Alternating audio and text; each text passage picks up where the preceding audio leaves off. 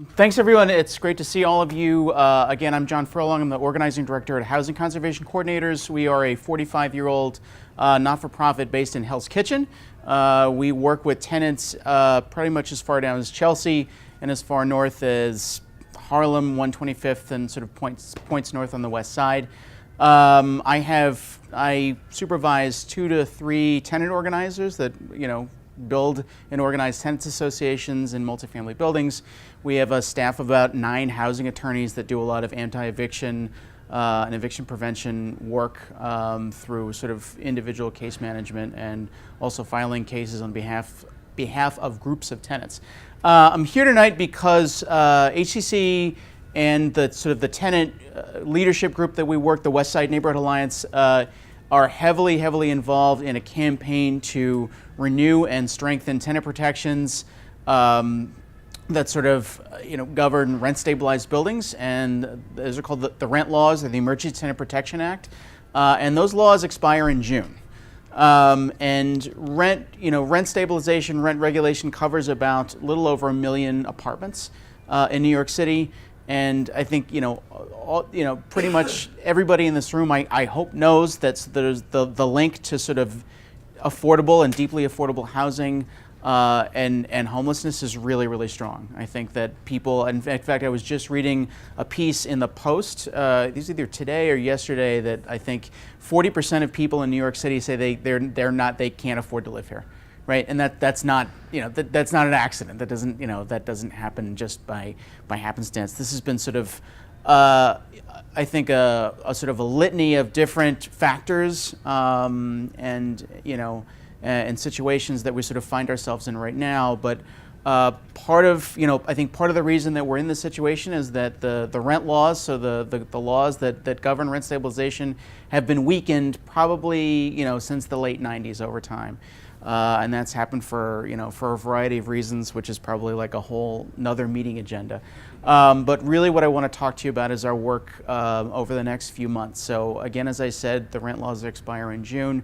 And we're working on a campaign as part of the Housing Justice for All Coalition that encapsulates housing groups and labor groups and religious groups from all over the city to try and strengthen, not only renew the rent laws, but strengthen tenant protections, not only in New York City, but all over the state. So there are certain, I think, loopholes in the rent laws that will allow rent stabilized units to come out of the system and sort of be rented on the open market for whatever the market will bear. We're trying to close those loopholes. We're also trying to sort of expand tenant protections to cities and towns and municipalities and places across the state where there are none. And that's actually something we're doing for the very first time. So in past iterations of this campaign, 2009, 2011, 2015, we really did it just as New York City, really focusing on, on rent stabilization and rent control. And this year, we are partnering with tenants all over the state. We're partnering with folks in Schenectady, Albany, Rochester, everywhere where folks are really being kind of forced out for different reasons. And so a couple of new items to the platform this year is sort of expanding the Emergency Tenant Protection Act so that cities can sort of opt into it, adding protections for renters in small buildings. I know, there's a lot of folks, in fact, there's probably about 900,000 units in the city that don't have any kind of rent regulation at all, right? Nobody has access to a lease, people don't have a right to a lease renewal. It's really at the landlord's discretion whether you stay or whether you go. And also people, aren't really, there's no, I think, system in place among those sort of smaller, unregulated buildings around how much the landlord can raise the rent. So, before I moved to Harlem, I lived in an unregulated basement in Queens, in Astoria, and I rented that place for $800. And it was, it was a small little basement apartment. It was one window, one door at the front, but it was mine and I loved it. But, my agreement with the landlord was a handshake deal. And so at any moment he could have come to me and said, John, that's it. I really appreciate you, but you're gone. Or he could have come to me and said, hey, you know what, next month your rent, or actually when you get to the end of the lease term, your rent's $1,200 now. And they could just sort of arbitrarily decide that. And so there's pieces of of our platform that I think we're very, very proud of, and that are really sort of inclusive of other tenants that don't have any protections at all. We are, I think, really coming up quickly on June 15th. We're getting towards the end of March now.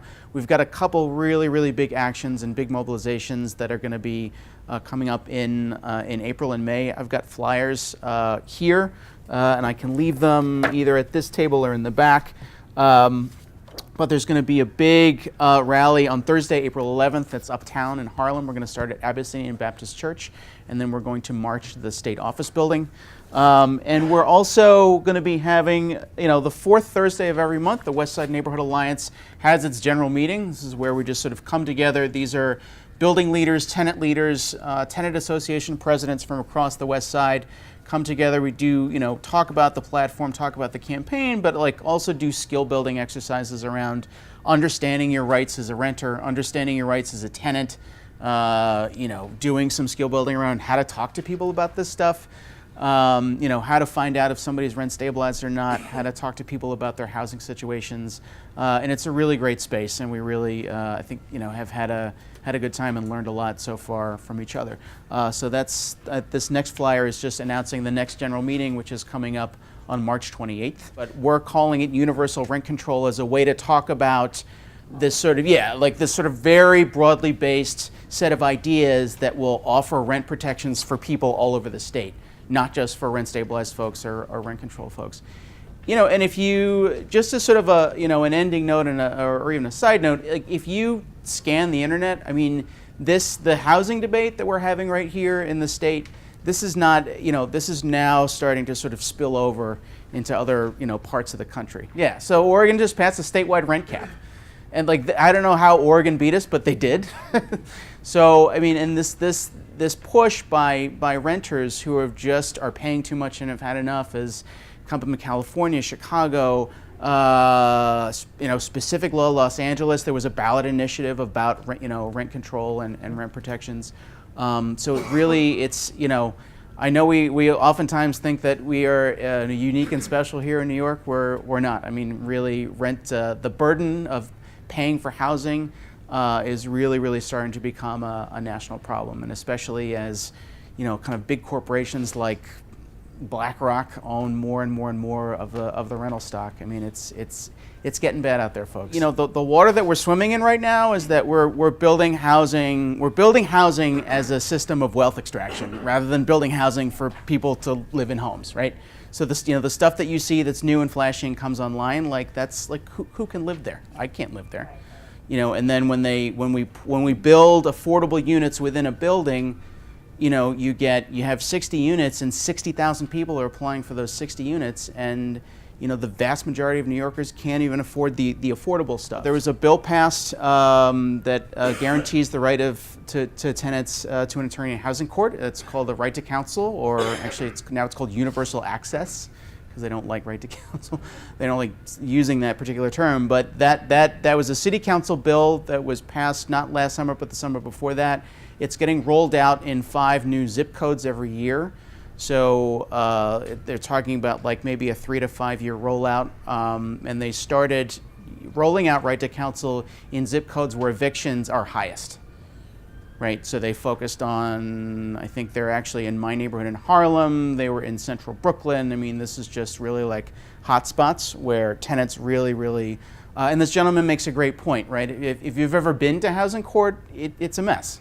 Right, and a lot of folk, what happens is people get goaded into signing things that they shouldn't be signing. They try and do it pro se, right? They try and represent themselves, and they get bullied. And I think I think there are stats now that this has been on the books for a little bit to show that right to counsel is actually working, and that if tenants have an advocate, have somebody on their side, that they stand a good chance to stay in their homes. So I appreciate your mentioning that. I've advised people to go on rent strike, but that's because there's burning rats falling out of their ceiling. And so in a situation where the landlord has completely walked away, I'm like, yeah, you should go on rent strike.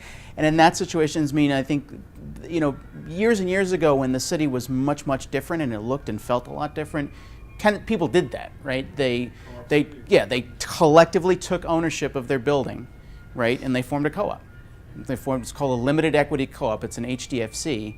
And they got the AG's office, and like a local non-for-profit would help them, come together, write bylaws about how they wanted to govern themselves and what kind of, rent they wanted to charge, or how much the shares were going to be. And that's sort of a form of collective ownership that exists. It's sort of alive and well, but there aren't, it's a different day, right? If somebody if you see a vacant building, somebody's sitting on it.